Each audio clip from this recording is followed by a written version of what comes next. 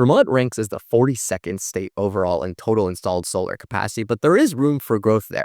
Let's take a look at a breakdown of the incentives available to homes and businesses looking to make the switch to solar.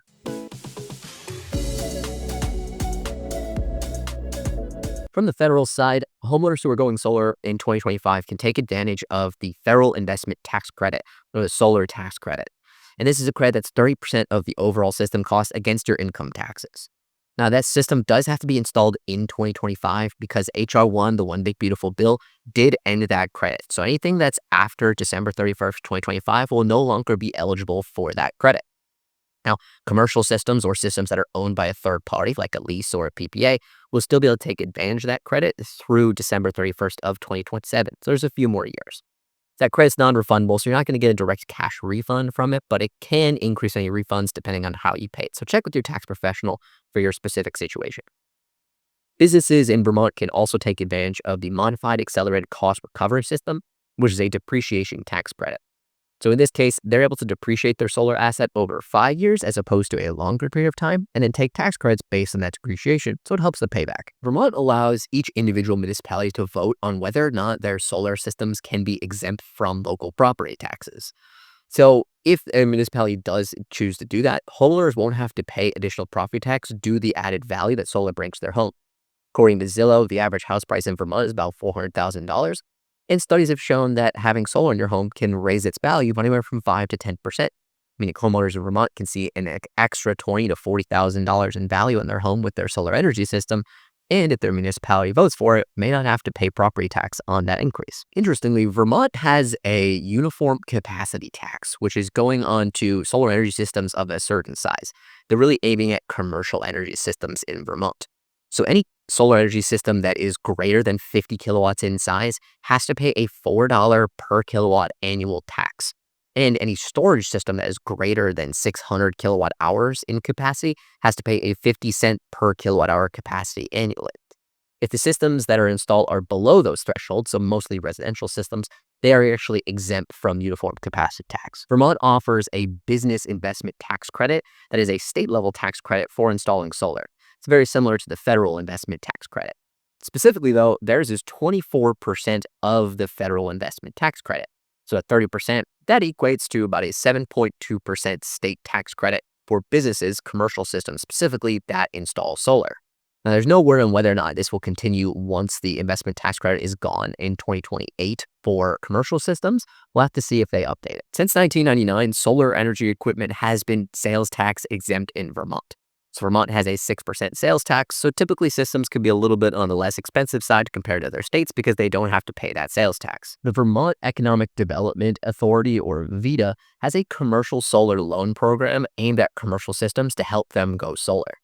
So they have a fixed and a variable rate option. With the variable rate option, their loans can go up to $6 million, and at a fixed rate, can go a maximum of $500,000. Generally, the funds are supposed to cover up to 60% of the project costs, but there are certain situations where they can cover 90% of the total project costs. Depends on the situation and what you're putting in. Now, VEDA also has a program in combination with the Vermont Agricultural Cooperation, where for farmers, they can also have an additional loan program that can offer up to $5 million in low-interest loans for farms who are looking to make the transition to renewable energy. In a previous video, we talked about a virtual power plant program in Vermont from Green Mountain Power. I'll link that video above and the entire article that discusses it in the video description. This is a great program from Green Mountain Power because it allows homeowners to get energy storage on their home in a lease-type fashion and get paid for it. So they offer two different services. One is an energy storage lease, where homeowners can sign up for this and get battery-only leases. They would have 2 Tesla Powerwall 2s installed on their home and pay $55 a month or a one-time payment of $5,500. That would be a 10-year lease where the utility is able to discharge that at some points in time, but then the homeowners could also have that emergency resiliency for their home. They also have a bring your own device program where homeowners who are installing storage on their own, potentially in combination with solar, can register their qualified device and receive payments of $850 or $950 per kilowatt of discharge. Like I said, check out the video description to read the full breakdown of how that incentive works and how you can potentially qualify for it. Net metering is a program where Homes and businesses with solar who generate more energy than their building can actually use can send that energy back out to the grid and get credit for it. Solar panel systems that are connected to the grid in Vermont do qualify for net metering. They go at a blended rate, which takes a lot of variables into account, like some of the rates from other utilities and weighted averages from some of the utilities around the state.